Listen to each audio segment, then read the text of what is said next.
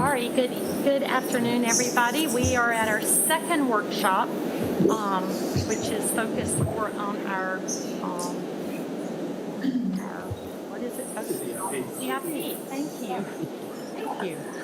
So we'll call this meeting to order, and if anyone would like to repeat the civility pledge with me, it's on the screen.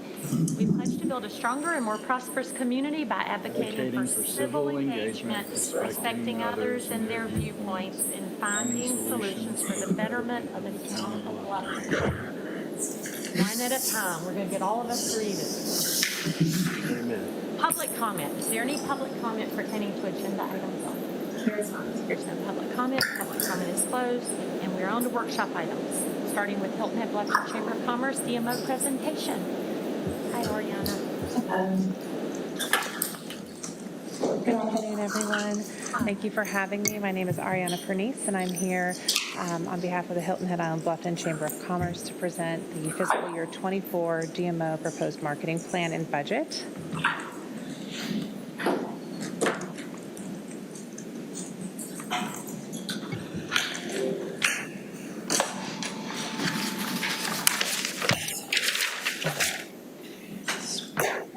Wasn't sure how it progressed, so thank you. So we always like to start with what our vision and mission are for our efforts going forward and as we live every single day. So as a vision, we have a welcoming, world-class community embracing nature, culture, and economic vibrancy for residents and visitors, with a mission to stimulate the regional economy while enhancing the quality of life for all. We talk a lot about the governance component of our organization and how we work closely with the town and all the staff members and the community. And I thought we did a gear slide that I think really shows how closely tied we are with not only the town council, the town staff, all the community and organizations, but we are governed as well by our board of directors. We do have a contract with the town of Bluffton. We do an annual independent audit. There's also state governance in terms of the State Tourism Board, TURC, which is their governance, town council is yourself, ATAC committee as well, which we were at just a few weeks ago. And then we are also an accredited organization by Destinations International. Destinations International is our governing body for tourism, and so that is something that we have as well, which is less than 200 DMOs in the country. 200, yeah. So before we can look forward, we always like to look back to see where we've been and how we did.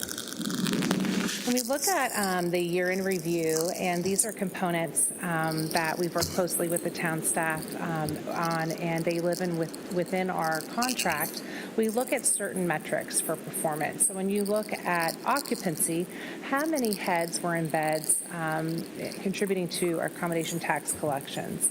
So for the year of 2022, we ran on average a 61% occupancy with an average daily rate, or ADR, of $306, with a revenue per available room. So if you take all the rooms available every single day, what would that come to? It's $188.80. So overall, that was a really good performance. When we look at how those are looked at, we were down to the year prior by 5.1%.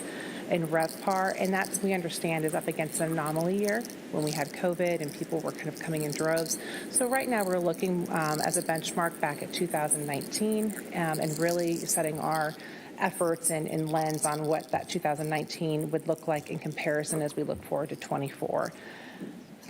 When you look at our return on investment, so for every dollar that we invest in marketing the destination and out markets, we received a $25.34 return on that investment, which is a very strong return on your dollar. And then when we look at how many of those who visited the destination, what was their impact when they visited? So they left over $207 million within our community when they were coming here for tourism.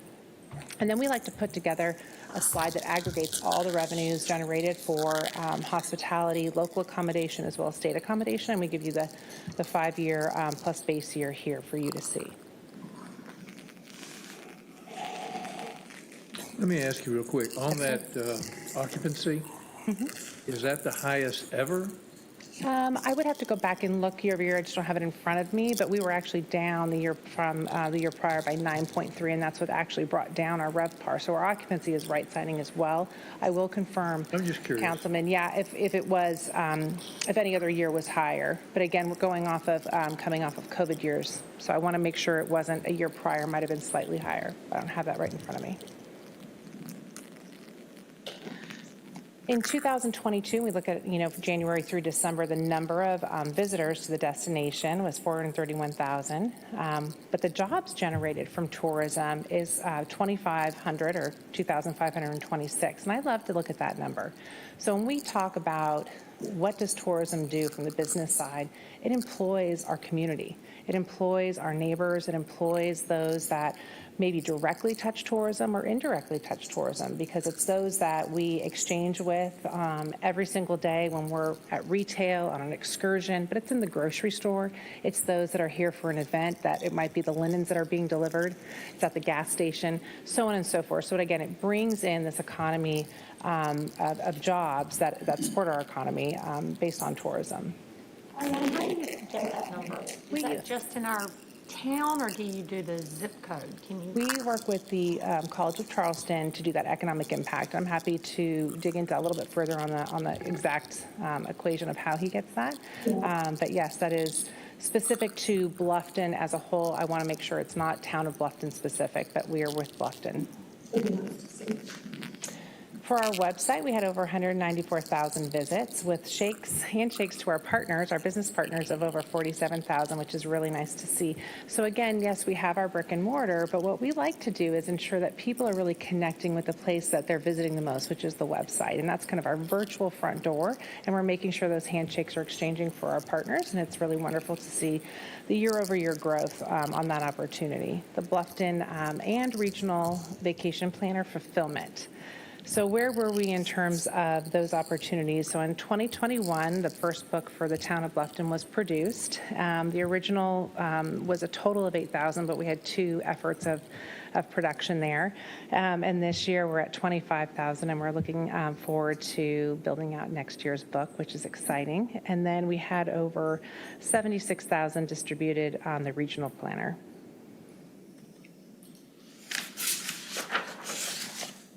When you look at not only how we're reaching the out market, but how we're engaging our community, we look to the numbers that we have regarding events and the event participation. So those events that were specific to Bluffton were 36 events that our organization held.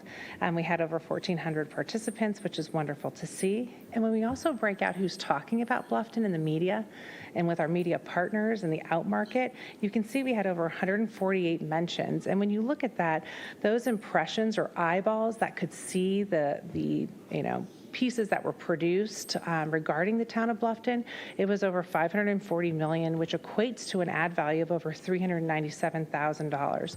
What's so great about this is, again, we would never go out and purchase that for $397,000, but we were yet people, because of our relationships, the great work that our communications teams does to foster those relationships, was able to ensure that we had those mentions and those eyeballs. Here is just a quick snapshot of those awards and mentions. People are talking about us again, telling us how much they love the town of Bluffton, and we love to hear that. So with all that and our learnings that we had from 22, how are we going to approach 23, 24 as we look forward? And I think the one thing to note is we're on the radar, and we are making, we're bringing the opportunity of visiting Bluffton to people, and they are very excited about it. So our overarching goal of the marketing plan is to drive qualified visitation to the destination. First and foremost, we want them not to just visit, but to put their head into bed for the evening, for several evenings, and then we want them to engage with our businesses and our partners here in the community. Restaurants, excursions, retail, so on and so forth. So it's very important that we tell that full story, and we tell that often. Who are we talking to? When we target the demographic of those we're looking to bring into the destination, they're an affluent traveler. They have 150,000 to 250,000 plus household income. They're educated, with 53% have an undergraduate degree or higher. They travel. They take 2 to 4 trips per year, and they stay on average 5.3 nights. This year, they skewed a bit more male. In past, I've talked to you about the woman being the decision maker. We will still continue to market to the female head of household, but we will also keep an eye on the male participation and their efforts in being the decision maker. And we're seeing a lot more collaboration in the decision-making process. That's the first time that's ever flipped, isn't it? My goodness, yes. It was very interesting to see. I had them check it like 3 or 4 different times. Maybe we taught men how to use the internet. So it was something we're watching, and We're learning more. we aren't dramatically, shifting things at this point, but we are monitoring it and making sure we do put those pieces in front as well into our mix. But when we're marketing, and we're marketing to both men and women in the household, we will be talking to them about these 6 top topics, a tongue twister for a Tuesday. We worked in lockstep with the town to really refine these key areas of interest a couple of years ago, and they've really worked hard for us, and we will continue telling that deeper story. Gullah Geechee Cultural Heritage Corridor, the History, Culture, and Arts component, the registers, historic register designations, natural beauty, waterways, and parks, local culinary and local market experiences, festival, and events. With that approach, the strategies that will take us to ensure that we are talking about those pieces in depth are these 5 strategies that we have listed here. We will work to build brand awareness and support qualified visitation to the destination amongst target out markets. So when we look to cast the net of qualified visitors and we're looking for that specific demographic, we want to talk about those 6 key areas of interest. We don't just cast a net willy-nilly and throw it out there and hope we catch when we're pulling them through the funnel of thought process when they're considering travel. We really look at who has a propensity in key markets that we know, 1, can drive here, 2, can get here on an airplane, have the household income we're looking for. So we're really targeted in those outreach efforts to make sure that we're not only getting the consumer that we're looking for, but also using our budget wisely.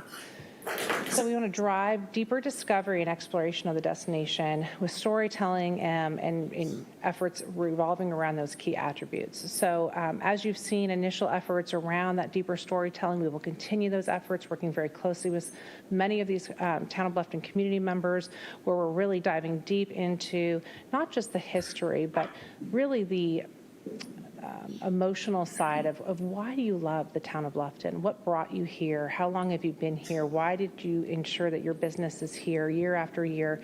And telling that story. So we will continue to tell those on many different platforms, which will be exciting.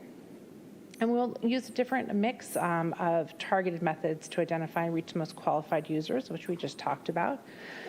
And create an understanding and respect for the delicate ecosystem of the destination. So not just the May River, but ensuring our environment going forward as a whole. We want to make sure that when people come to the Town of Bluffton, they respect the Town of Bluffton. They understand the importance of the May River. They understand the importance of the community and how closely tied we are together, and that, when you are coming to the Town of Bluffton, we want you to be a part of that community. We want you to come back, but we want you to understand that this is something that we cherish, and we want you to cherish it as much as we do. And we can't forget that leisure business is, yes, very important, and we will continue to ensure that 365 days a year, but group business is coming back post-COVID. And I think that's so important as we look during the year of efforts, when we see our accommodations and where people are staying and when they're staying, that there are ebbs and flows of when we could really plug in that group business, which really makes a difference at the end of the day to fill some of those need time frames.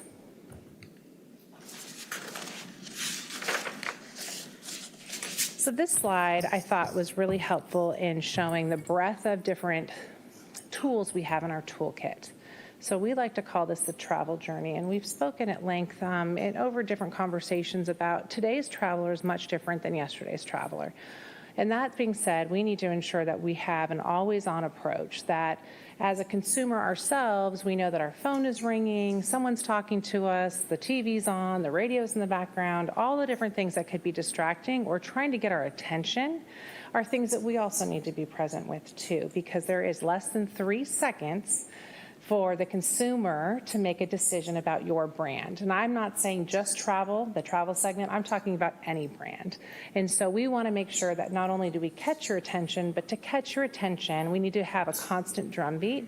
And it might be that you maybe remember or recall something over here, but it wasn't until the 5th drumbeat over here that you understood and kind of recalled it and said, yes, Town of Bluffton, let's do this. I want to make a decision on travel for our family. And that's why you see this wheel here and this approach that we take in different areas of travel when it comes to decision making. So search engine marketing, it's all the ads that you see in the out market that are trying to get your attention with beautiful pictures and imagery and copy to book now. We talked about the meetings and groups segment, so being relevant when meetings and groups are being booked both domestically and internationally. So we just want to make sure that people are beating that drum and making sure that groups know that this is a wonderful place to host their group and add on a day to the front or to the back end of their trip. We want to research and survey. We are constantly going out and making sure that people are hearing about us, knowing that we're here. What did they do while they were here? And so we have placed those opportunities throughout the travel journey, so we're constantly engaging them. We also have keywords that we identify, and we make sure that people are, when they're searching for the Town of Bluffton, that those are coming up. I will go back to the website, and I'll go back to media, because that's the one we have a little more opportunity with coming forward. And the website, blog, and email, and user-generated content. So one of the greatest things about being omnipresent, if you will, is you can use your website as the home base. But when you send an email that has a link in it, or you have a social media platform that has not only your efforts on it, but it has those that have enjoyed the destination already, and that's being placed on the social media platforms, and it's driving them back to the website. That is people getting that confirmation that this is a wonderful place. I can tell you all day long the Town of Bluffton is great, but adding in those that have visited and using their pictures to help tell that story has really helped our social media grow year over year, and it's done really well for us. We've talked about the book, and that's been a wonderful piece for us to get into someone's hand and use it as that piece of real estate to be a constant reminder. And the public relations piece that has worked really hard for us, well beyond the budgets that we have to extend. But back to the media partnerships, this is one that we have grown year over year. We have seen ourselves in Southern Living and Garden and Gun, and we will continue to have those efforts and build upon the awareness that we have built within those channels. But there's an opportunity for us to reach a little further, to reach different communities that might be looking for travel into the Town of Bluffton. And so we've worked very closely with different community members to identify and understand how we can best reach and communicate different things that are happening within this community. And so we'll be looking beyond Garden and Gun to channels such as Essence or Ebony. Also, we're exploring Black Southern Belle. And we're also looking into the Latino audience, and that audience transacts a little bit differently in terms of maybe not a particular publication, but might be more on the social media channels. So again, you're going to see that our programming for this year will talk to the masses through a Garden and Gun or a Travel and Leisure or a Southern Living, but we'll also look to work within community-specific messaging to the channels that we just spoke about, which will be very exciting as we work to get a little closer to those efforts. But when we're always in process of being always on, we want to ensure that we're checking ourselves continuously. So we have efforts in place beyond our contract that we report monthly, quarterly, as well as annually to the town and the town staff, and we are constantly checking and monitoring, and based on our things, many of them being digital, we can adjust real time and see if something is done well or not, and we can adjust as needed. And we are continually researching and testing, which is great. And back in March, when we talked about budget, things looked a little differently than they do today. And when we're looking at budget, back in March, we were proposing a $425,000 budget. However, based on conversations with town staff, today we were hoping to readjust that to $380,000 to $400,000 based on our recent collections on the ATAX side of things and where we think the forecast of where that will be. So just a slight adjustment. What does that mean for our programming? The programming would nothing would be removed, but we would just reduce our efforts within the categories that we just spoke about. So if I was going to do a $100 buy, I would do a $75 buy with something today based on those new projections. And so we want to be responsible in those efforts, and that's why we bring forth that small adjustment today. Again, it was originally $425 back in March, and today we're anticipating that for the new fiscal year being around $380,000 to $400,000. And with that, I will be open for any questions. I have one. And I don't remember what it was called. You kept mentioning travel and leisure, garden and gun, Yes, sir. and southern living, which I think most people are somewhat familiar Yes. with. I don't know what the demographics of those three are. I would imagine they're up in years a little bit, 40s, 50s, 60s, somewhere there. But a couple of years ago, you had targeted another site that was driven by younger people, and I don't remember what it was called. It was more outdoorsy. Garden and gun, Garden and Gun. No, it wasn't that. I don't remember what it was. local palette or something. We can go back and I No, can. you don't have to. I was Yeah. just curious. Obviously, I didn't hear you mention that. But I was just curious because it I'd was have to go back and look. I'm not recalling it today, but I will look back. a couple of Absolutely. years ago, and I went to the site and looked at it, and it was probably people in their 20s and 30s, and they tended to travel and do more outdoorsy kind of stuff. I just couldn't remember what it was called. Anyway, it doesn't matter. I just was curious about it. And I think that brings up a good point of where we're trying to diversify that conversation of who we're reaching. So I think we have established great conversation with the Southern Living readers who skew just slightly older, probably in that 40s, 50s age. And then we have our Garden and Gun, who's a bit in their 30s and their 40s. And then we have more of the opportunity to speak to the African American community with the Essence and Ebony and the Black Southern Belle, and then we'll reach out to the Latino community as well. Again, all within reason based on the new projections, but we will continue our efforts to engage those audiences and make sure we're telling that full story of the town of Bluffton and bringing them to different experiences throughout.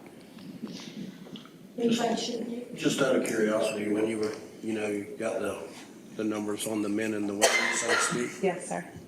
How about age?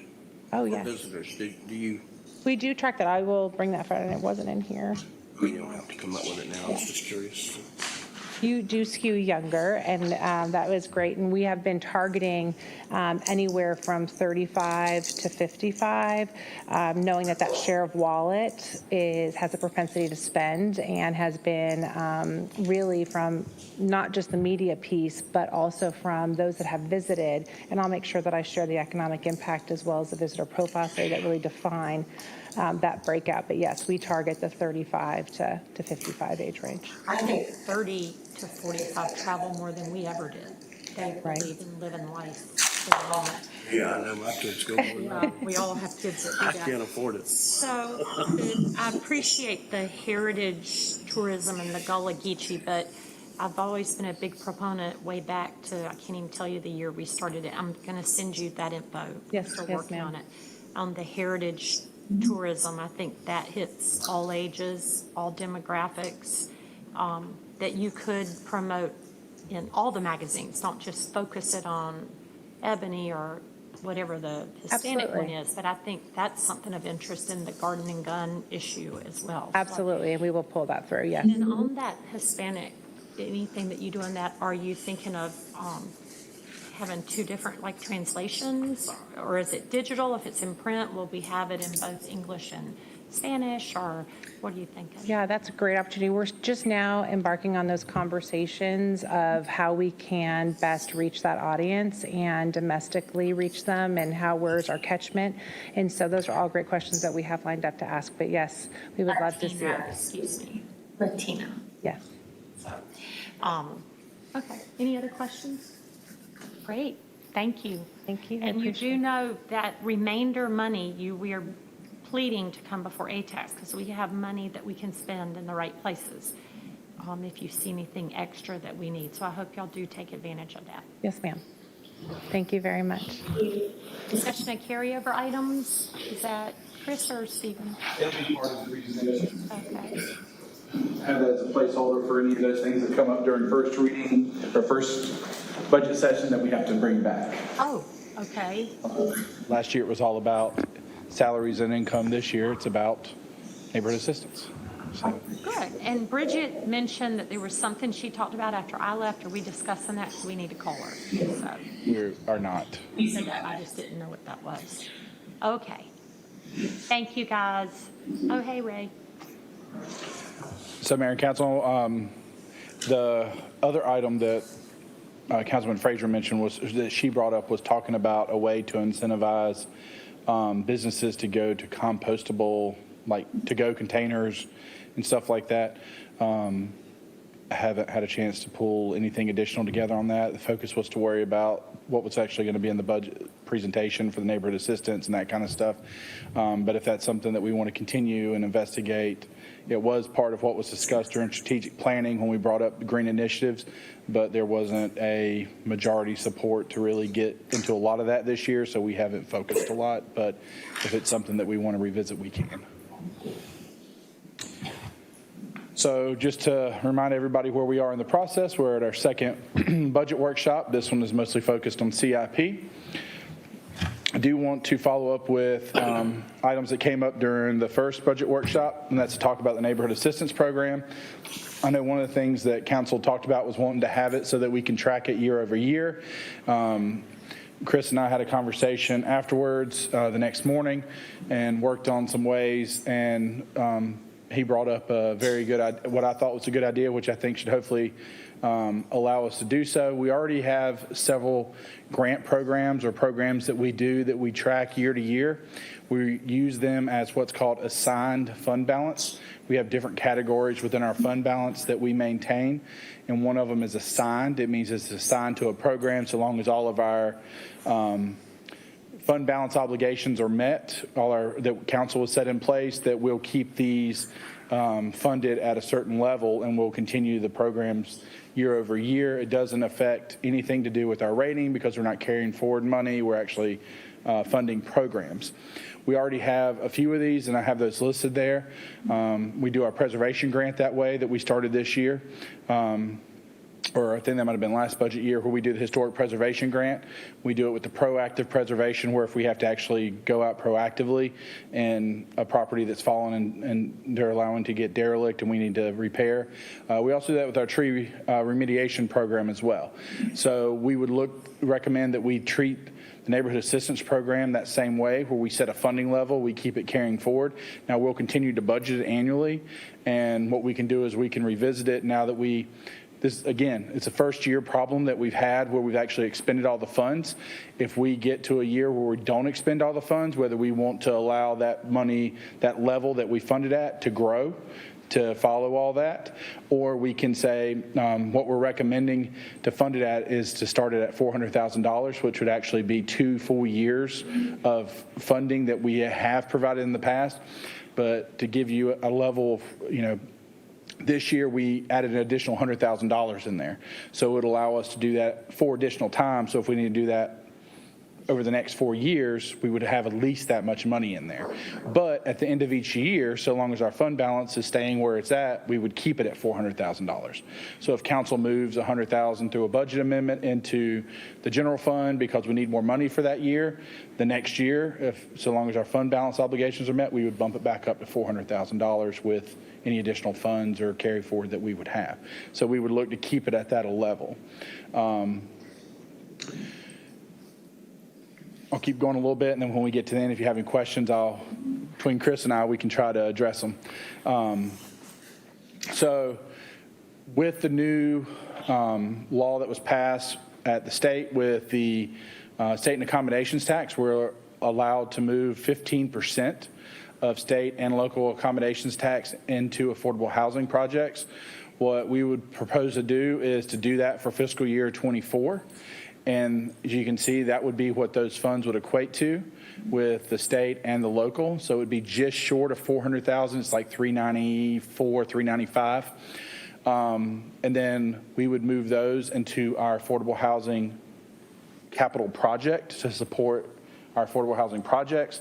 We would then take 400,000 and move it into this new fund to support the neighborhood assistance, that program, to carry forward. So instead of just moving that 400,000 over, the A-tax would allow us to cover that for the first year, not really impact either program with the new program that we have. And then we would continue year over year to put that 15% towards our affordable housing projects and allow the neighborhood assistance program to sit outside of that, so they're not dependent on each other. So the neighborhood assistance program would set in its own assigned fund balance. It would be by itself, but then our A-tax would actually go to support our affordable housing projects. So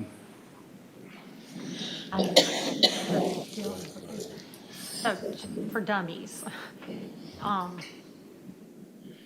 heard a couple of things. So at the end of the day, we'll have the neighborhood assistance program in its own fund, similar to the three, that'll say neighborhood assistance.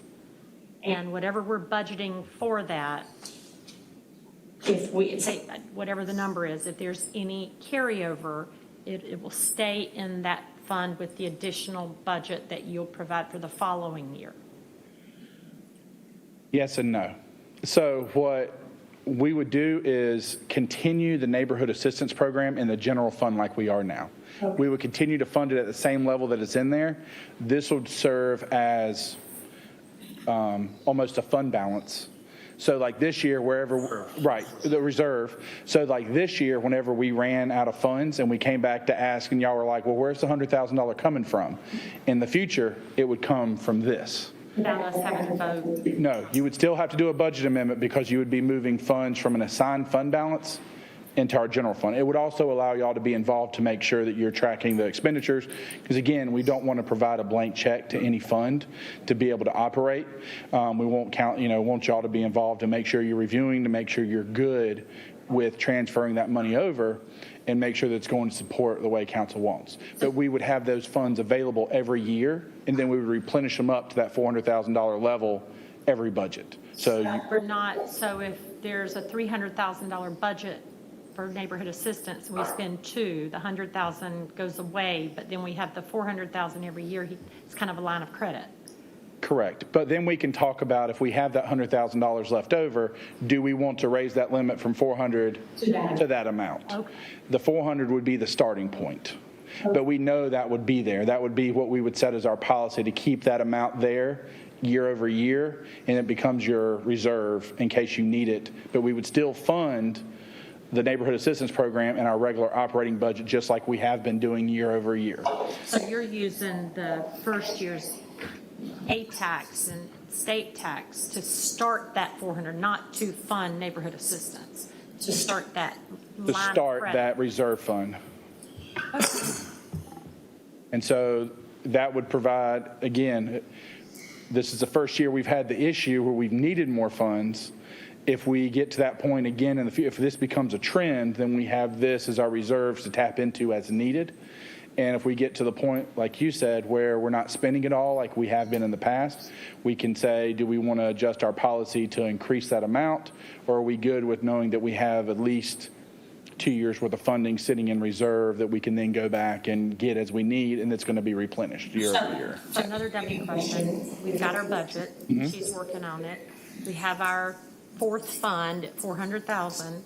If we only move 200 over during that year, the next budget year, you pull 200 more thousand from the A-tax money to keep that at 400. We would pull it from,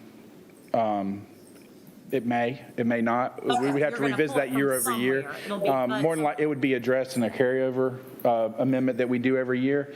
So like, for example, this year, when we carry forward additionally, we had revenues over expenditures last year. So we carried it forward. We put some in land acquisition. We put some in some small projects, and most of it goes to CIP.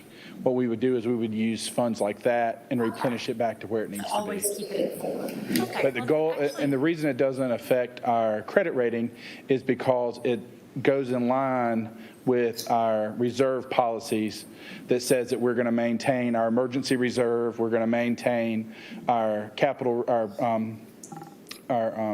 not capital project, capital equipment reserve. And so long those are being met, then we replenish all these other funds. If we get into a situation where we run out of, there's no fund balance, we don't need to be funding additional, we need to make sure we're meeting our obligations of our emergency reserve and stuff like that first. But based on our history of how we're doing with our fund balances, every year we would make that account whole based on the level. When Mark was here, what I was asking for was that it always carry over, and then somehow or another, it just is. So how would we know, how would you document what you're telling us now so the next person, the next Stephen, and the next Chris would know that this is our policies? It would be part of our policy that would actually be written and adopted as part of the budget year every year. And it'd be accounted for separately in the audited financial statements. So you can check it every year. If you look in our audited financial statements, those three accounts are underneath our assigned fund balance as those are reserved just for, assigned for those items. Okay. But actually, there's more to pull from, I think. I can look in here a little bit.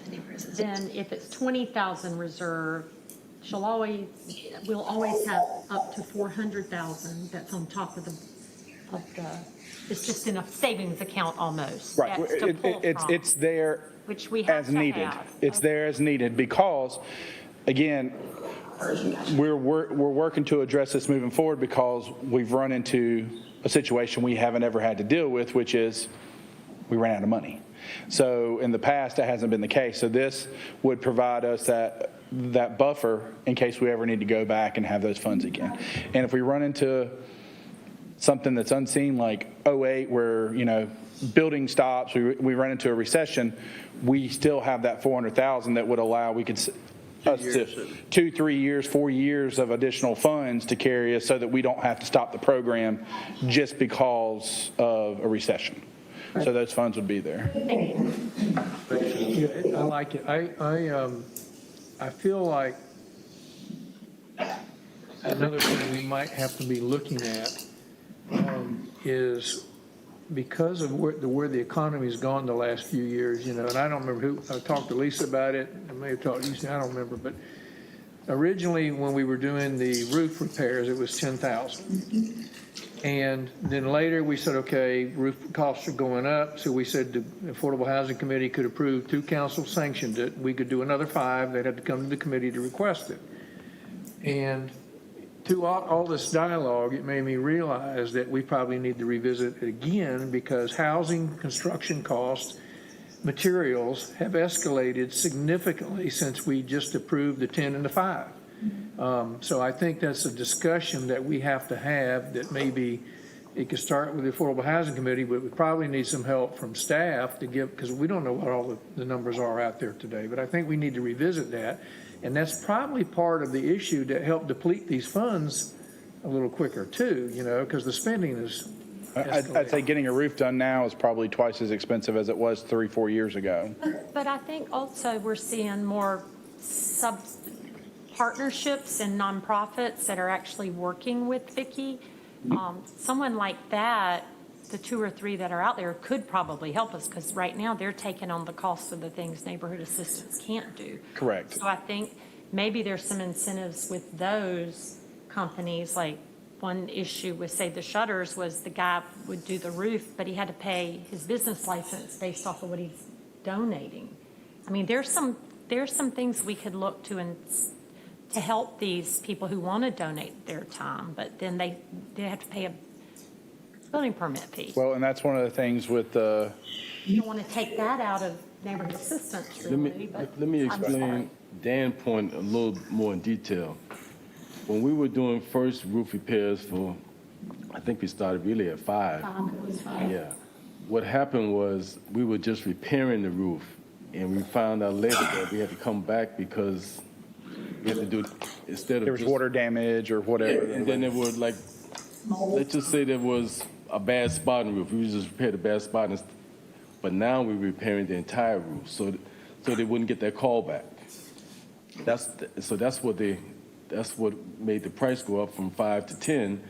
And then once we realized that some of the mobile homes were single wide, were 10, but when it was a double wide, it was 15. So that's where the numbers changed. And since then, it was COVID, with everything probably quadruple in labor and material. So. And we've had a lot more applicants than we've had previously, and that's a Good problem to have. well, good and bad. It's bad that we have so many that we have to, but it speaks of accolades to Vicki for what she's done to get people into the program. And I want to make sure I'm right when I say this. I was looking at Heather. I remember we put in the fee schedule, we put where if somebody is going through affordable housing, so that would include neighborhood assistance, would their fees be waived? Yeah. So that would be part of the fee schedule, is so if it's part of affordable housing programs, then the fees could be waived as part of that. Yeah. Just permit fees. Just permit fees. Just license fees. We don't. Yeah. But the permit fees, Figured out a mechanism for that. We hadn't done that yet. it would be adopted as part of the fee schedule for this next budget. Fabulous. And we've had some official things that we've done, but this would actually put it in writing and make it official. Business licenses are unique because there's law at the state that dictates what we can and can't do. Permit fees are things that we establish that we can address. Good. Thank you for that. So that's the only thing I had for carryover but I think the conversation that Chris and I had the day after I think this is going to work. I think it'll allow us to track it. It's going to be recorded in an audit so it can be seen every year. There'll be mechanisms in place to make sure that every year we can revisit this policy to see how it's working and make sure if it needs to be adjusted, we can do so. But at least we'll have something in place and we'll have that reserve to make sure that we don't, next year if we need it, we have it already built in place. Okay, so we're going to get into the CIP part of it now. So as with usual, we'll start off with the overall consolidated budget so we see what we're talking about as a whole before we get into a specific one. As you can see, the CIP budget makes up almost the largest. The general fund a few tenths of a point, percentage points larger, but our CIP projects are about 37% of our overall budget. So as we talk about the town council strategic plan priorities and our vision and mission, we talk about CIPs, and then there's just some of these that are listed here, including ones that have come up numerous times in our conversations. And then, so now we're going to get into the CIP fund. Already talked about it being 37%. That's where we also do our restricted, committed, and assigned to expenditures. And you can see it's for capital projects that are primary and non-recurring in nature. We're normally single items. And it's anything that requires a threshold of 5,000 except roads, buildings, computer, which are 50,000. So our guiding documents. Back a second. Yes, sir. Will you have land acquisition? I don't know the appropriate place to ask this question and bring it up. It's really for council. And it made me think, I think Larry asked a question once before, some time back, about making your money work for you. And I'm a big believer in land acquisition, and I think we should be buying land. And this was something I pushed for my first year. I'm proud to do it and proud we budgeted it. But I asked the question, should there be a cap at some point, a reasonable cap? I don't know what that cap would be, but we had almost $5 million there, whatever the number was. Staff said, we're going to move $1 million, because you're trying to make some of it work. We still got our buffer. But it seems to me that we would get to a place where we would put a cap on something like that. We can always come back the following year and increase it. But otherwise, you get, say that you had $10 million sitting there, your money's not working for you, you know? So you get to a threshold there where it may be seen like it's unreasonable. I don't know. I'm throwing that out for discussion. You and I talked about it. I think we need to spend it. Like, Well, I think agree. We need to find property and look at the old memo of what it is. And we're planning on having that in July. And then see where it goes. We've just not, I like your approach better. you know, we're kind of in between. We got a new town manager and his feet are wet and he knows we want him to spend money on that. So All right, I'm game. I'm just one person. Y'all have a Well, and Dan and I chatted about, I'm sorry, Councilman Wood and I chatted about that briefly. And, you know, it's similar to the Neighborhood Assistance Program in that if we would have asked what that number needed to look like 5 years ago, we might have said 2-3 million's plenty. Now we would say 2-3 million won't buy a single piece of property on Buck Island, Simmonsville that we may be interested in. So now is 5 million enough? Or if we're interested in a larger piece of property, do we really need 10, 12, 15 million dollars? So I think it's kind of one of those things where if we want to, as council adopts the budget, we look and see how things are, what properties come up, how it's being spent. Council may say, look, we're hesitant at putting more money into it until we spend some, versus if we want to set a cap, which may, you know, if we, and I'm good either way, because if we set just like the neighborhood assistance, if we set a fund amount, we can always revisit it year over year. But if it's really, you know, if council starts feeling uncomfortable with putting too much money aside for that one line item, we can always, y'all can always stop that whenever you want to. That money is also not just for property, but for RDUs to take off some of the density in some of our critical areas. A lot of things that Could we, be. that we Right. don't have, Which we don't have eat up a listed. lot in a little while, but the opportunity may come where that's something that council thinks is important enough to do. I just think the mayor's point is, I'm with her, that let's get more aggressive in that area and start, I mean, we got money, usually the money rolls over.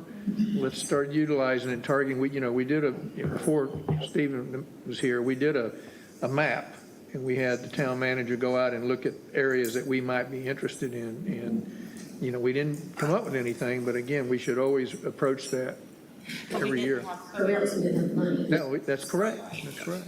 And just last year, I mean, we ended up not using the funds from that line item. It got moved into that line item, but we actually used the municipal improvement funds, the 1.2 to buy the Evercore Park, where if we didn't have those funds there, it would have came out of this. So it would have been down over $1 million too.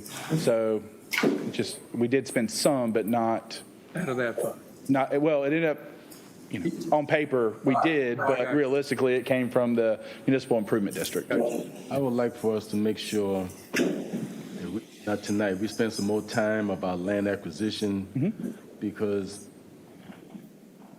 when people know we have this fund, they want to sell us land.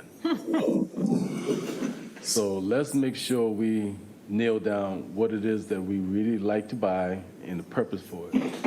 Because there's a lot of land that someone believes the town of Bluffton should have this land, and so we don't need it. We don't want it anymore. So I don't want to just have a blank check. And we will have that on the July council agenda.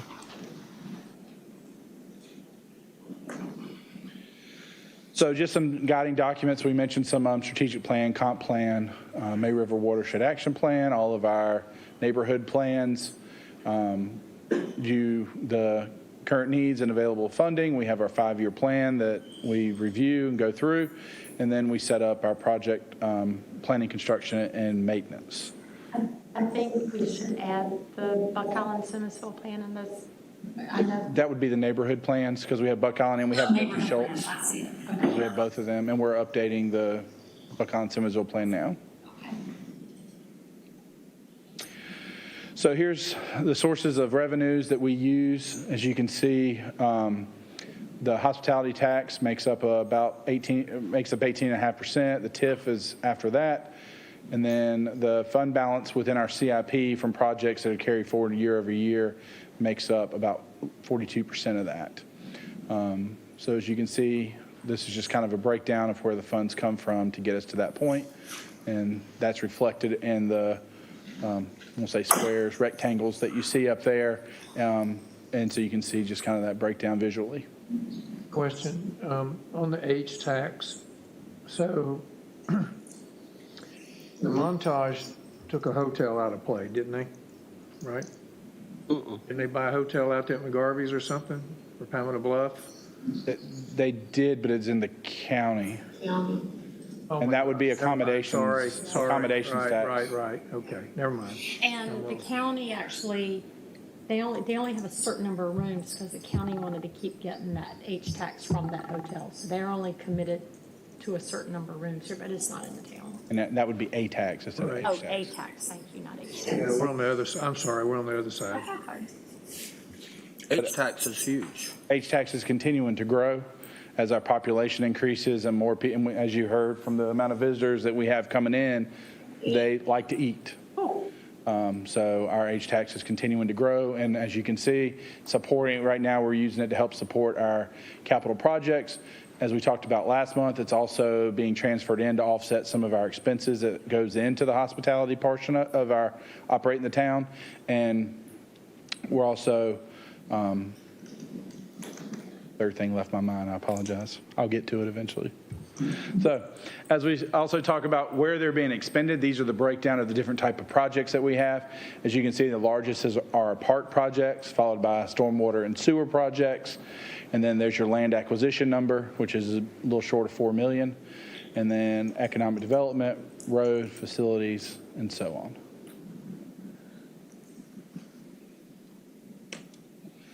So where are our capital projects taking place? This is kind of a zoom out so you can see the entire town. And you can see they stretch throughout the entire town, all the way from New Riverside, all the way up Buck Island, up Buckwalter, and throughout the town. And then these get into into Old Town, where we have streetscapes, pocket parks, sewer projects, and so on, where it's a little more densely populated, just to be able to break them down so they can be seen a little easier. So kind of going to go through a little, some of these groupings so we can kind of go through and see where we are with some of our capital projects, what's going to be coming off this current fiscal year, and then what we plan to address next fiscal year. So you can see these are stormwater and sewer projects. We have the Buck Island Phase 5, which was just awarded. We're working to get them under construction. We have our sewer connections, which is an ongoing policy that we keep in place for anybody that needs assistance in connecting to existing sewer. Then we'll have historic districts, Phase 4, 5, and 6, which will be one project together. Bridge Street streetscape, we're continuing down Bridge Street from the current one into the next phase to design it. Comprehensive drainage plan improvements, Stony Crest Campground, that's that big one with the working with the county and BJWSA. Our impervious restoration, and then Pritchard Street drainage improvements, which is to come back and put drainage and sidewalks and kind of streetscape and begin streetscaping Pritchard Street to be bookend on this end. So, if I couldn't question now, like our phases 4, 5, and 6 in historic district, Yes, sir. are these accurate numbers? This is. Those are what's in their budget as estimates. Until we actually put it out for bid and all that, we won't know what the true numbers are, but that's what's being held based on engineering estimates and what we're seeing for current projects. I thought it would be more than that. It just kind of caught my eye when I. There aren't that many connections. Yeah. There aren't that many connections. It's only like 12, I think. All three. Yeah, it's not that many. So when you look at it that way, it's high. Yeah. And we're still applying, I think, for an Act 319 We grant have to an try to help active with that. 318 application out. So- We should know hopefully by the end of June. That won't help with putting in the ground It'll do the lateral line Lateral connections. But it'll reduce that cost. of the laterals. Which is in that. The connection policy is the laterals. Correct? Will help to offset that, yes, in the sewer connection policy.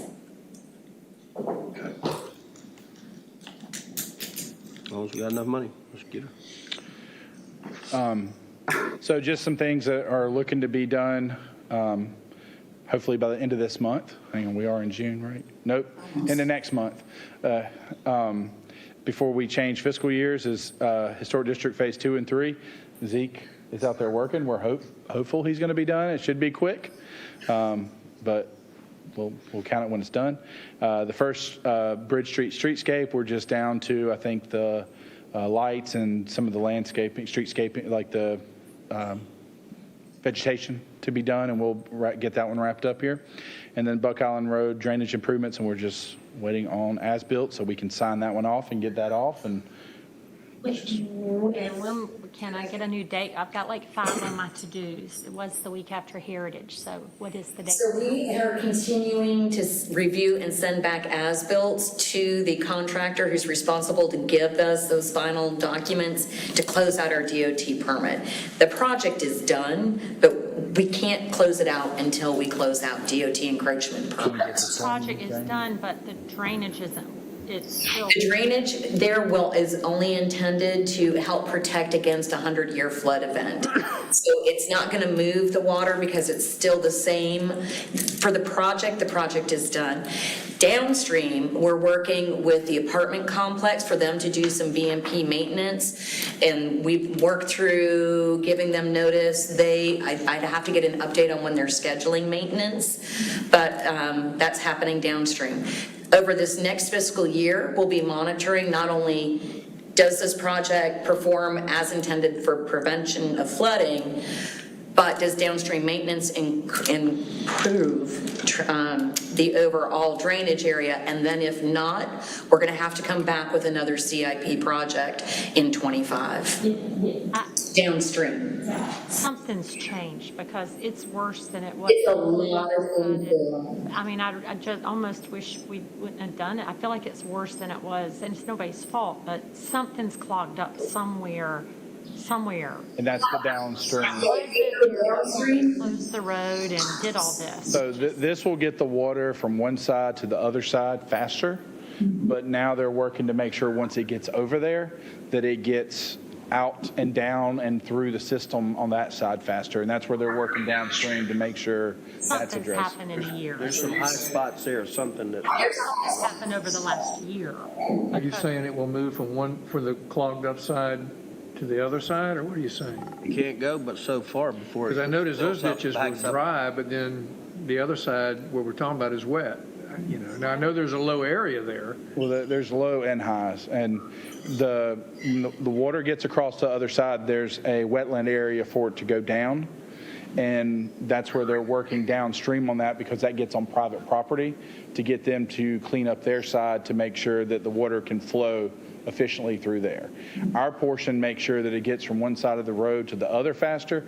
Now they're working with the private landowners to get it from that side of the road to the ditch down near Cahill as fast, at a better and more efficiently. But haven't you noticed, I mean, I remember riding there, and the only time there was standing water was during like our storms. And now it's just 24/7. And there though is development. So we had this discussion at the Buck Island Simmonsville neighborhood meeting, the initial one, because folks had obviously the same question.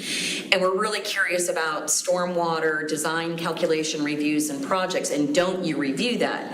Well, yes, we do for a project, but when we can have 4 units on an acre, now that we've extended sanitary sewer, those are individual mobile home permits. We don't review those. So if we think about the number of infill that's come in through there, we've had a lot of impervious surface added that has no stormwater control requirements whatsoever. We've got a couple of confounding factors for sure. It is the downstream maintenance piece. The upsizing of the pipes of the culverts truly was just to move the water because DOT hadn't upsized the culverts and they needed that maintenance and they wouldn't do it. That's just to move it. But we've got more going on out there. This is part of the reason where the impervious surface restoration program out of the May River Watershed Action Plan and beyond, working with the school district, we know we've got a lot of impervious surface with New Mustang in the middle school there. Where can we do some public-public partnerships, perhaps get 319 grant funding for restoration projects to get more water in the ground where we can, so it's not even entering this wetland system. So why aren't we all thinking about what's wrong? And it sounds like we need to require stormwater for mobile home permits. They need to have the same thing that a home being built on a quarter-acre land has. Well, and we're discussing, these options are coming through the neighborhood program updates, the neighborhood plan updates, of what issues are you seeing as residents in the community that you want addressed. Obviously, drainage is one of them, but then that's another layer of bureaucracy and review, and so there's the give and take of it. Yeah, it's not an easy fix, unfortunately. Kim, Sir? the ditches are not flowing as well. So there's where there used to be an actual drain, it's not working anymore because the ditches are not flowing. And I know Derek continues to work with Elizabeth Penn Sanders at DOT, not only on DOT's maintenance of those ditches, because they're DOT roads, but then Derek's crew does go out there from Public Services, and I've seen them. They were out there mowing this morning because DOT doesn't do it properly enough. And it's one of those things where we're hesitant to spend town funds on state roads, or because some of Simmonsville is not even in the town, but it's one of those things where Derek and I have had the conversation where we just go out there and start doing it ourselves. I think that wetland is built up, trees across it, debris, and it's not letting the water fall. And it can be.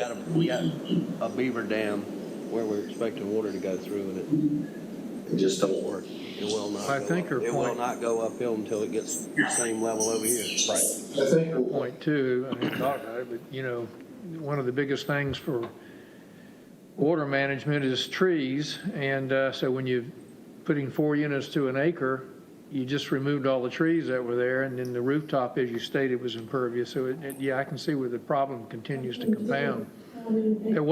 It's more compounded now than it was probably before we ever started down this road. Yes.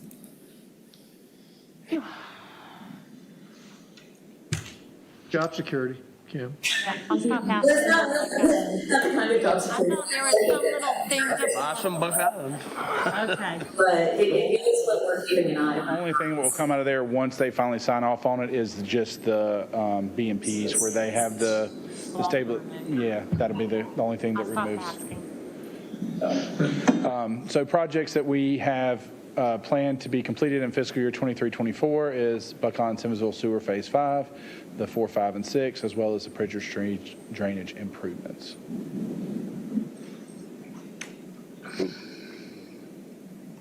All right, so then we go into roads, and you can see these are the ones that we have in there, which is Calhoun Street streetscape, pathway pedestrian safety improvements, and we heard council last meeting that that's something they want to see us to work on at a higher priority, so we took that note as well.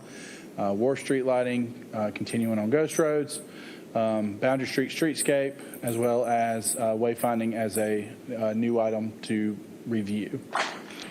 Just ask, because we all may be In the nursing home. but we have that money from the lawsuit against SCE&G and Dominion, and it was to go toward that, but yet we're budgeting for it. I mean, no one's forgotten about that money, $700,000 that's somewhere. We actually met on that today.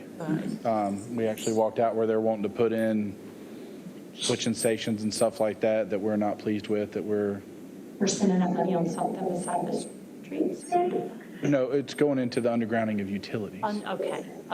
And so we're doing that along with our streetscapes. I got you. So we're trying to work with them now so that when we dig up Boundary Street for drainage, that we can put in their duct line, the conduit, whatever they need, so they can then come back and underground all the utilities, and we can get all the power lines out of Olton. Okay. So that's where We'll those see funds that are going to one. go towards. I got you. Thank you, sir. We could plant palm trees. Yeah, plant more palm trees. We have tree mitigation for that, Crepe myrtles. or reforestation that we can use that for.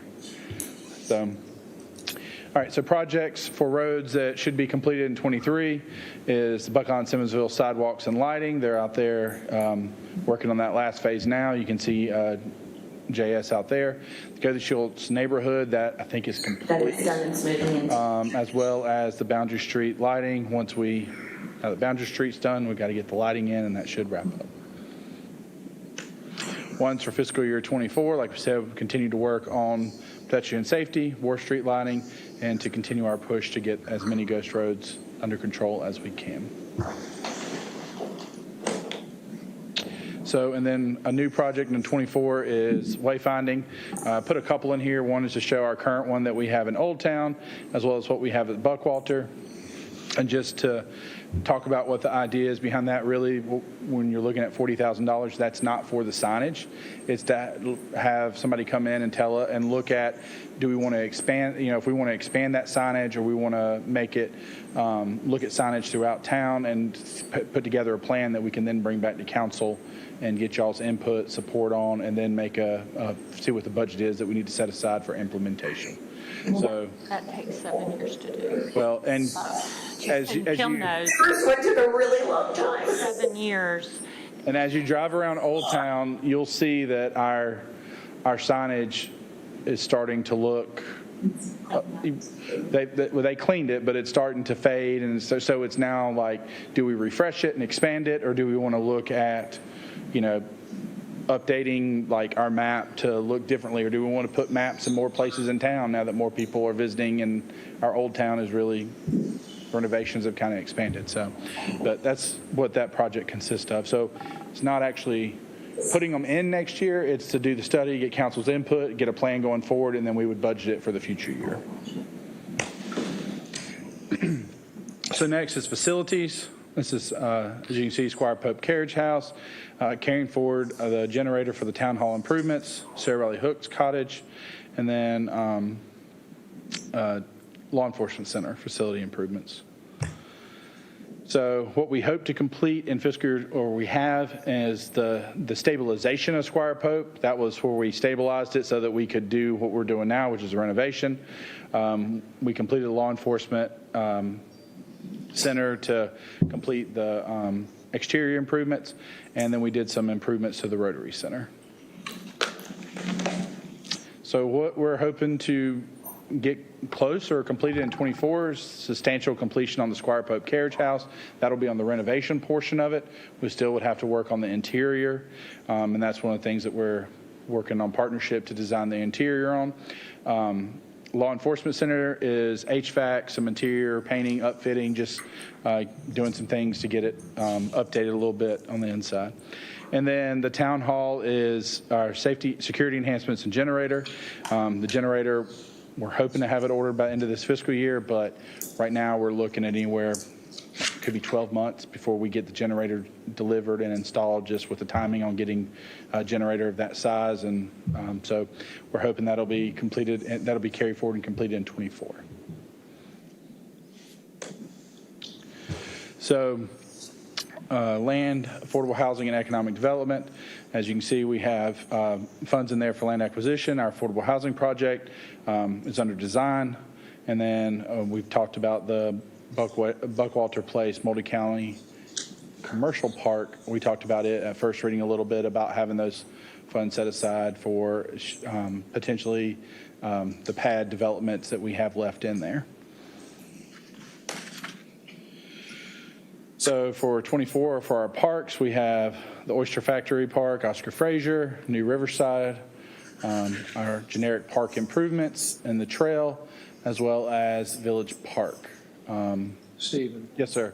so maybe this has been discussed before, I don't know, I'm just asking a question. But so the property we have over there that remains to be developed near the police station, sometimes some places do specs. Is there any economic development monies that would help the town potentially build a building there? There can be, yes, sir. So it might be something that maybe we discuss at some point to see what would happen if we actually built a building on one of the pads So, with funding from other means? so working to set up a meeting with John O'Toole to talk about economic development, that's one of the things that we can bring up. But one of the things that we're doing right now is we actually have an RFP out for somebody for people who may be interested in developing that site to come with ideas on how they would want to develop it and try to move that project forward. So that closes, should be pretty soon, Chris, that RFP. For the Buckle? Yeah. Monday?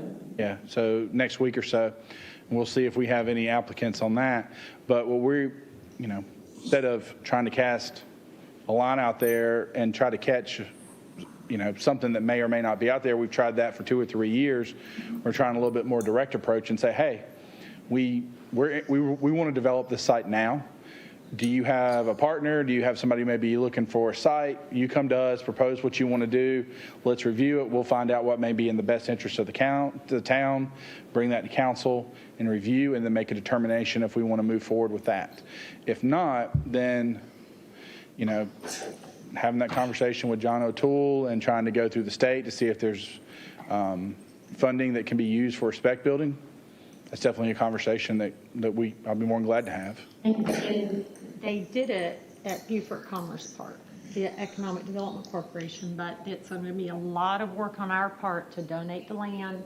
They donated, and then there were clawback provisions, like the company would build the building, but then the EDC and the city of Beaufort are on the hook for some number of months if it's not filled and if it's empty. And we just our council's got to be thinking a different way if it's something that we want to partner with. Because I kind of sit back and listen and like, whew, we were kind of arguing over the cost of land. So we've got to kind of get our head wrapped around it. But to have someone come in, I mean, our industry is different than Beaufort. Maybe it's like what was built behind Myrtle Park. Maybe it's that Class A space with warehouse in the back, or, see what they say. One thing we were talking the other day, Dan, about what I brought up was, since COVID, the world has changed. Big corporations don't have these huge buildings with 300 people in there working.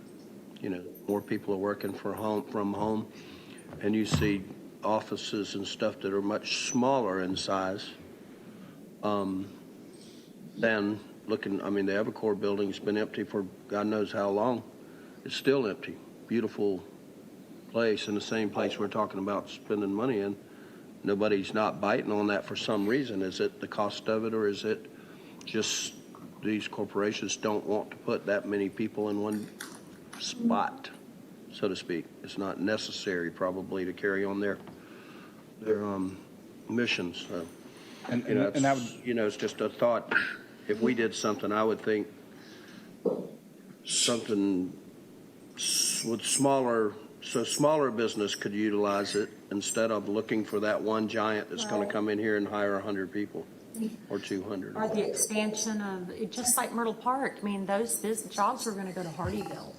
So we retained, and then they've almost doubled the number of employees they were able to hire out of those 2 buildings because they were able to expand, and their businesses, we all know the people, that it's nice. You always talk about it's nice to have the companies that have been here a long time. Now they're able to expand, and maybe they're in Bluff, Old Town, and they can move to Buckwalter now and have 2 locations. So maybe that's our thinking. Instead of the 4-story, 1,800 employee, they'll work for the rest.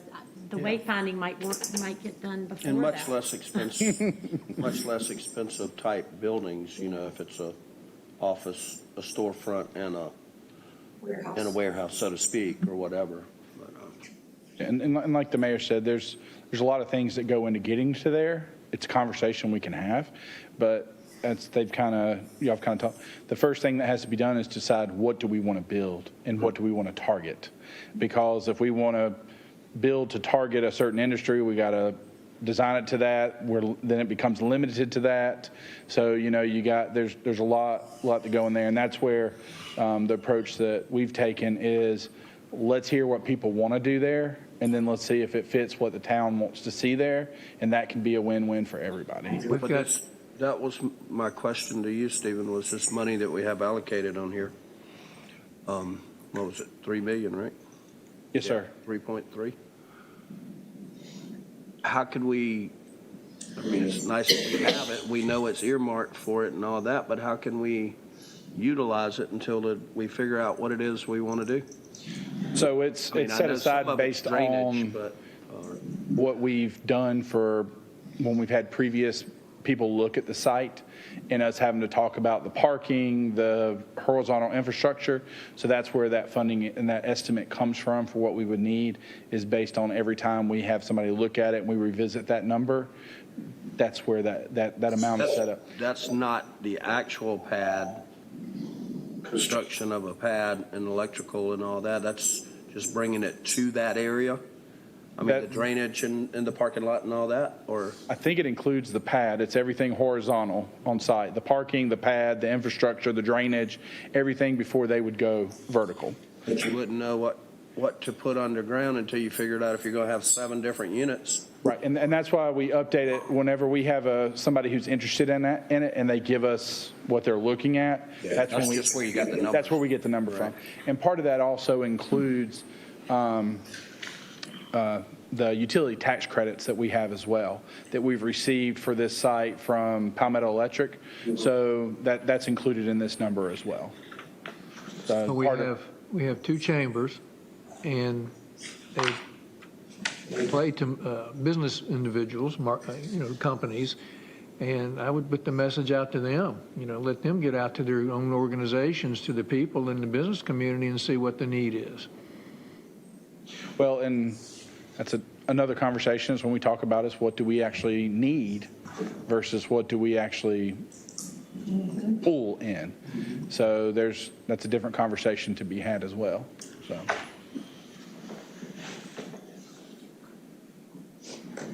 All right. So going forward, the next one is parks, and this is, as you can see, it includes Oyster Factory, Oscar Frazier. I think I went through all those. No need to rehash. So ones that were completed or will be completed in 23 is we have the parking lot at Oyster Factory Park. We were down there, parked in it today, but we're working on signage. And then we have the hardscape and landscape at, well, not the hardscape. There's landscaping that it's supposed to start, I think, mid-June. So it's going to be right borderline whether it's done this year or not. And then we have the hardscape and landscape improvements at Oyster Factory Park near the Rotary Center that's underway right now. We completed the May River Pocket Park, and we've done some park improvements throughout the town, including the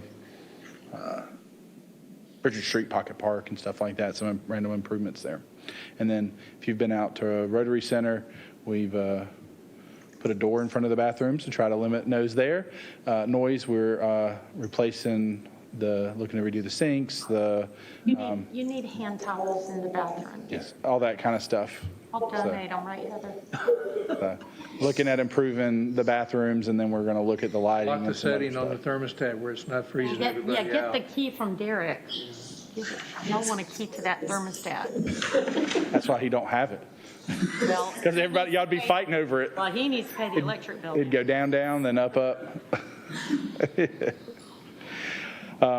So some park projects we hope to complete in fiscal year 23-24 is the Oyster Factory Park, the big pavilion area down there. You saw the design of that at the last quarterly workshop that we did. Oscar Frazier Park, you can see the design for the splash pad, and then various park improvements that we're looking at. Play equipment at DeBose Park we talked about last time, not the first time, the last time. Okay, just making sure. And then Derek and them are looking at some restroom and hardscape improvements at the new park that we purchased to make sure that we're the bathrooms and some of that's up to our standards. A new one here is the new Riverside Village Park. This is new because it's part of the land swap that we made over at New Riverside Village next to where the library was supposed to go. So as part of that agreement, it included us building a playground there. Just so you know, having conversations with the developer about that.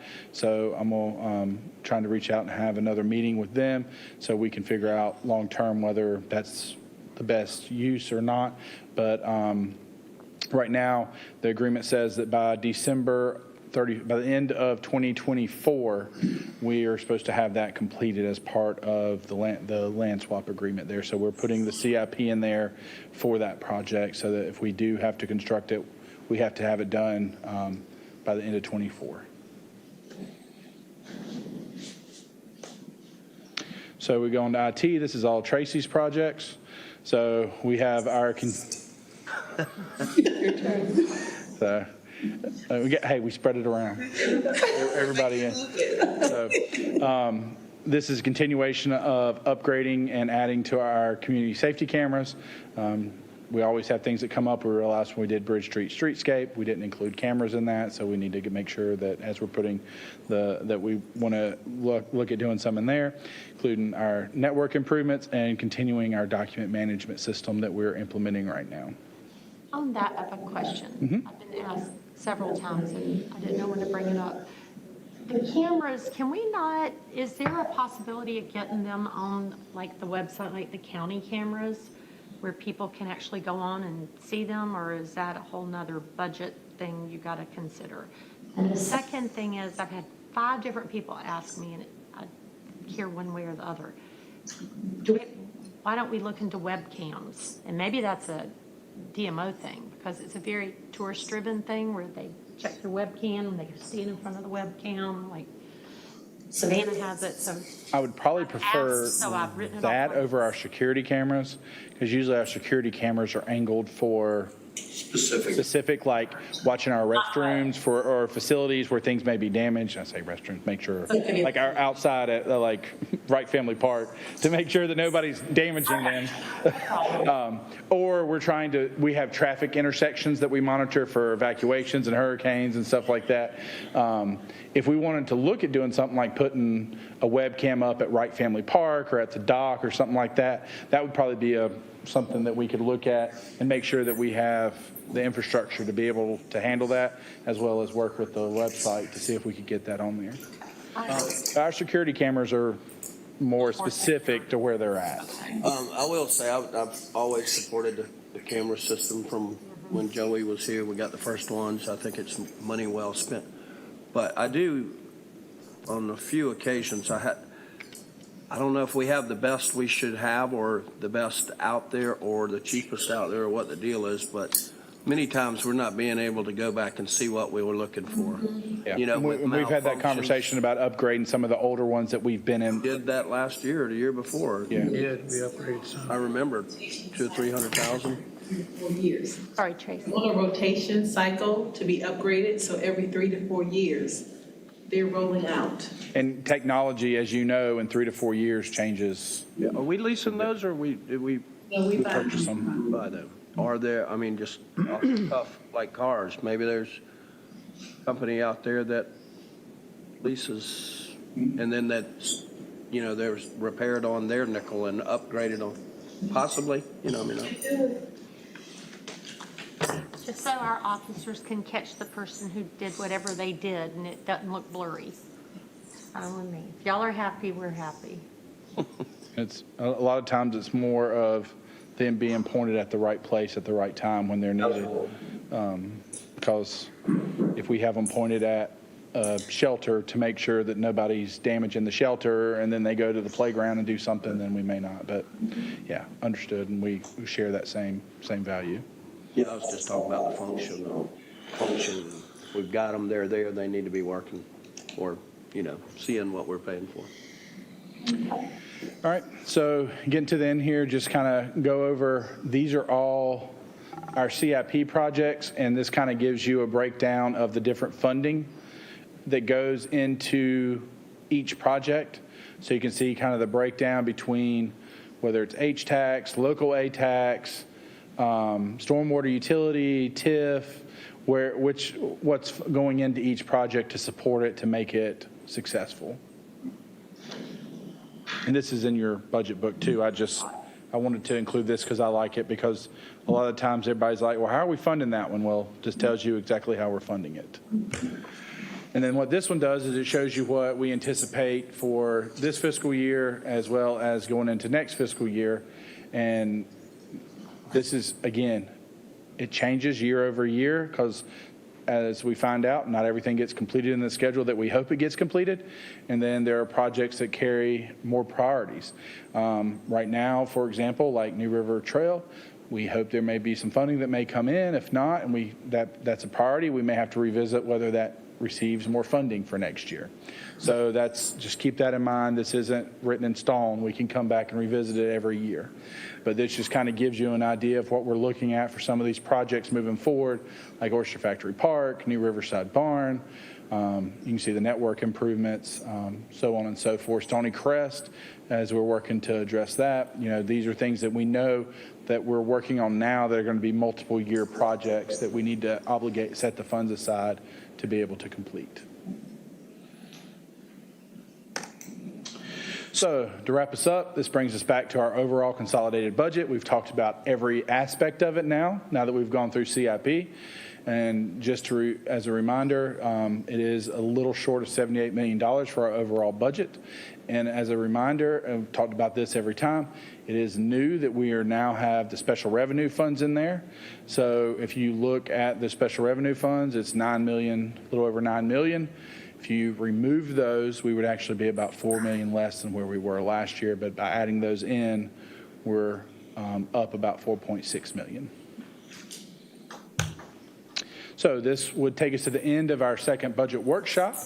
The next step, should council not have anything additional or any questions, would be for us to take what we've discussed during these two workshops, including what we talked about tonight with the neighborhood assistance program, go back. We will need to amend the budget ordinance to address that, but we wanted to make sure the language and everything was good with council tonight. So we'll go back, and before we get to second reading, we'll have that addressed, and we'll be able to move forward. We'll say I did forget one thing, and it will be very quick. And this is more so for our public, more so than council. But I did want to remind everybody about our capital improvement dashboard. And to go on there, this is a couple of them. We have Bridge Street, Streetscape. You can see it's under construction. You can see project progress for construction. You can see the budget breakdown, our data sheets. And then I also have Squire Pope on here.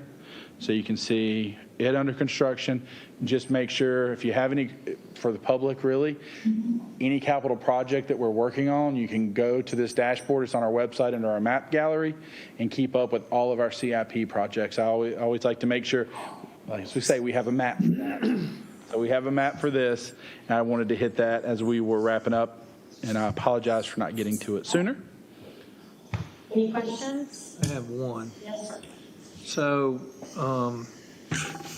carryovers. Yes, sir. How much did we carry over in CIP project money from the prior year? Lunch. Mucho. And by the way, I don't know if anybody noticed, Joe Crowley moved from the back of the room I to did. the front. You're watching the TV right over there. No, we need you closer to the front. Now sleep. Bye, Joe. Bye. We didn't have the previous year in this We slide. carried it over because we just couldn't get our projects through. So it Right, we should be funded a lot of very- stuff that we didn't get to, Yeah. sewer projects and all that. Well, that was something that we've been working on the last few years, is to try to get that, because it's a large number typically, a long list, to get it down, which means we're utilizing our money better, and we're doing a better job. It's a good tool to measure. And in the budget book, there's also a fold out of Last year. timeline of when these projects are going to Well, the TIF bond for New Riverside and all that, so that's, So just for your reference, for fiscal year 20, from 23 to 24, the carryover. that's this current year. He was asking about the previous year. Our for 22. Or actually, what he was probably saying. It would be the money that What are you're you carrying over into our new budget. Starting in July? Yeah. So for that, it's anticipated to be about 15 million. Within 13 million of new money for a total of 28 million. But we're going to spend it all. Well, We're gonna and- get our projects done. Yeah. And one thing to remember, we carried over, We did an additional $10 million TIF bond that we didn't get to spend last year, so that's a lot of our carryover for TIF, because we only spent a few $100,000 in this fiscal year on the phase one over there. So we're carrying forward a good bit of that. Any questions? Carry Dan over with you next time. Is there a motion We to had our GL bond adjourn? numbers. Is there a motion to adjourn? Yes. Done. Thank you. Hey.